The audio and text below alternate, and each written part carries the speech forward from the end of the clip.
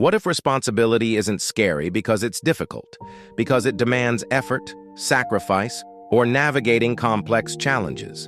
We often frame it this way, as a burden of tasks and obligations. But what if it's scary because it changes who gets to decide your life? What if the true terror lies in the shift of power to your own hands? Most people say they want control. They crave the freedom to steer their own ship, to make their own rules, to chart their own course through the vast, unpredictable ocean of life. They envision a life where they are the undisputed captain, dictating every turn and destination. They yearn for autonomy, for the power to shape their destiny. Yet when it's finally time to choose, when the moment arrives to truly take the helm, to make that pivotal decision that will define their path, to step into the arena of self-authorship, they hesitate, they pull back, they find reasons to defer, to delegate, to delay. They might say, "I need more information," or "It's not the right time," or "Someone else should really handle this." Why? Why do we often shrink from the very power we claim to desire? Why does the promise of autonomy sometimes feel more like a threat? This paradox is at the heart of our struggle with responsibility. Maybe you've done it too. Perhaps you've felt that familiar pull of procrastination, that subtle resistance to making a definitive move. You delay making a decision about a career change, even though you're deeply unhappy in your current role, feeling unfulfilled and stagnant. You dream of a different path, a more passionate pursuit, but the leap feels too great. You might spend hours researching new industries, updating your resume or networking, but never actually apply for that dream job. You stay where you are, hoping one day you'll magically feel ready to start that business you've dreamed of for years, or move to a new city for a fresh start, or finally address that difficult conversation with a loved one that's been weighing on your mind, causing silent tension and resentment. You might even convince yourself that the universe will provide a clear sign, or that circumstances will align perfectly without your direct intervention.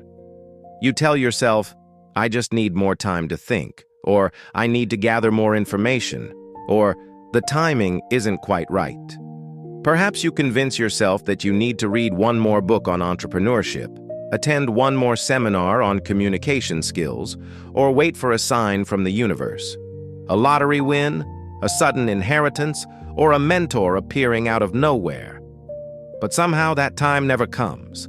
The perfect moment remains perpetually out of reach, an ever-receding horizon. The someday becomes never, and the dream slowly fades into a quiet regret. The opportunity to act passes, and you find yourself in the same place, just a little older, a little more weary. So what are we really waiting for? What invisible force holds us captive in the land of someday, preventing us from stepping into the driver's seat of our own lives and taking decisive action? At first, it looks like fear of failure, the dread of making the wrong choice, of falling short of expectations, of facing criticism or ridicule from others, or even from ourselves. The thought of investing time, energy, and precious resources into something only for it to collapse can be paralyzing. We imagine the embarrassment, the financial loss, the wasted effort, and the internal voice that whispers, "I told you so." But that doesn't explain everything. If it were just fear of failure, then those who are well prepared, those with a safety net, or those who have succeeded before, would always move forward. Yet some people already know what they should do. They have a clear vision, a well-researched plan, even a proven track record of success in other areas, and still don't move. They possess all the ingredients for success, but the final step remains untaken. Consider the aspiring artist who never shows their work, despite having a portfolio of stunning pieces.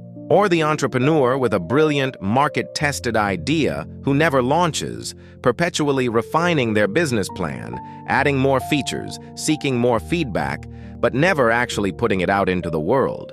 Or the individual in a toxic relationship who knows intellectually they should leave, has even planned their exit, but remains trapped by an unseen force. This hesitation often stems from a deeper truth. Every meaningful decision closes other possibilities. Choosing to pursue one path means consciously letting go of countless others. It means saying no to the comfort of the familiar, to the potential of what might have been down a different road, to the infinite array of choices that existed before you committed. This act of narrowing down, of foreclosing options, can feel like a loss. Your brain, wired for survival and efficiency, keeps searching for certainty. It wants a guarantee that this choice is the absolute best, the safest, the one with no regrets, no missed opportunities. It craves a crystal ball, a foolproof map to the future. It's constantly running simulations, trying to predict every possible outcome and avoid any potential pitfall. But certainty rarely comes first. It's often a byproduct of action, not a prerequisite. It's built through experience, through trial and error, through the very act of choosing and adapting. You don't get certainty, you create it. Still, that's only part of the story. There's a deeper layer to this hesitation, a more fundamental discomfort at play that goes beyond mere fear of failure or the closing of doors. Carl Jung, the renowned Swiss psychiatrist, once said, "The privilege of a lifetime is to become who you truly are." Becoming yourself sounds inspiring, doesn't it? It conjures images of authenticity, freedom, and self-actualization. It speaks to a deep human longing for purpose, for genuine expression, for living a life that is truly aligned with one's inner being. It's the ultimate quest for meaning and fulfillment. Until you realize that becoming who you truly are means no one else gets to choose for you anymore. No more blaming parents for your career path, society for your limitations, or circumstances for your unhappiness. No more hiding behind expectations, traditions, or the opinions of others. It means owning your desires, your values, your unique path, and the consequences that come with them. It means stepping out from the shadow of external validation and into the bright, sometimes blinding light of self-determination. But why does that feel so uncomfortable? Why does the prospect of complete self-authorship often bring a wave of anxiety instead of liberation? Why do we sometimes prefer the comfort of external validation, even if it means living a life not entirely our own, over the daunting freedom of internal guidance and the responsibility that comes with it? It's a profound question that touches on our deepest fears of isolation and judgment. The longer we avoid responsibility, the less we trust ourselves. Each delayed decision, each abdicated choice, each moment we let someone else or something else dictate our path erodes our self-efficacy. It chips away at our belief in our own competence and capacity to navigate life's complexities. It's like a muscle that atrophies from disuse. The less you exercise it, the weaker it becomes. We stop making decisions, even small ones, because the habit of indecision becomes ingrained. We defer to others, seek constant advice, or simply let things happen to us, becoming passive recipients of our own lives. We might find ourselves asking for opinions on trivial matters, unable to choose a restaurant or a movie because the larger decisions have already paralyzed us. Then we start believing we can't make them. We internalize the narrative that we are indecisive, incapable, or simply not ready for the complexities of adult life. We tell ourselves, "I'm just not good at making choices," or "I always pick the wrong thing," or "I need someone else to tell me what to do." This self-talk reinforces the cycle of avoidance. Little by little, our confidence disappears, replaced by a creeping sense of helplessness and resignation. We become passengers in our own lives rather than active drivers, drifting wherever the current takes us. This can manifest as chronic procrastination, a feeling of being stuck in a rut, a pervasive sense of unfulfillment, or even a quiet despair that life is happening to us, not through us. We lose our sense of agency and our ability to shape our own future. If you're enjoying these psychological breakdowns, subscribe to Daily Reset Lab. We delve into the hidden forces that shape our behavior and offer insights for reclaiming your power. Because the deepest reason is still ahead, the true core of this discomfort, the ultimate fear that underpins all the others. Here's what most people miss. Here's the fundamental truth that often remains obscured by layers of superficial fears. The real fear isn't responsibility. Responsibility is simply the ability to respond, to choose your reaction to life's circumstances. It's a neutral capacity, a tool. It's about being able to answer for your actions. It's ownership. It's the terrifying realization that if you are truly responsible, then the outcome, good or bad, is ultimately yours. As long as life is controlled by luck, by other people's decisions, or by bad timing, there's always something else to blame. There's a convenient scapegoat for every setback, every unfulfilled dream, every personal failing. This externalization provides a powerful psychological comfort, a shield against the harsh realities of personal accountability. It wasn't my fault. The market crashed and I lost my job. My boss never gave me a chance to prove myself, so I couldn't advance. I just had bad luck with relationships. I always picked the wrong person. My parents never supported my dreams, so I couldn't pursue my passion.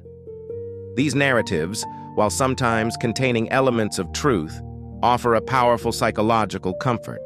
They absolve us of agency. They allow us to remain the victim rather than the protagonist of our own story. But responsibility quietly removes that comfort. It strips away the excuses, the external justifications, the convenient narratives of victimhood. It forces us to confront the uncomfortable truth that we are, to a significant degree, the architects of our own experience. Once you choose, once you fully own your decision and its consequences, the outcome belongs to you. The success is yours to celebrate, to claim with pride and satisfaction. But so is the failure to learn from, to analyze, and to integrate into your growth. There's no one else to point the finger at, no external force to shoulder the blame. That's the part most people fear. The stark, undeniable reality that they are the primary architect of their own experience, for better or worse. It's the terrifying freedom of knowing that your life is truly in your hands, and that every choice you make contributes to the masterpiece or the mess. It's the weight of ultimate accountability. So maybe the question isn't, am I ready for responsibility? That implies a state of being, a readiness that might never arrive, a finish line that keeps moving further away. It keeps us waiting for an external signal, a feeling of absolute preparedness that may never materialize. It's a passive stance, waiting for permission. Maybe it's, what am I protecting by avoiding it? What comfort? What illusion? What external blame am I clinging to by not taking ownership? Am I protecting myself from potential failure, from the sting of disappointment, from the effort required to pick myself up again? Am I protecting myself from the judgment of others, from the fear of not being good enough? Or am I protecting myself from the sheer weight of my own potential, the daunting realization of what I could truly achieve if I fully committed? Responsibility isn't about carrying more pressure. It's not about being perfect or never making mistakes. It's not about having all the answers before you start or possessing a crystal ball to guarantee success. It's not about being superhuman. It's about choosing your direction, even without certainty. It's about embracing the messy, unpredictable journey of self-creation, knowing that every step, every choice, every stumble is a brushstroke on the canvas of your life. It's about accepting the inherent uncertainty of existence and moving forward anyway. It's about saying, this is my life, and I will decide. I will learn from my mistakes.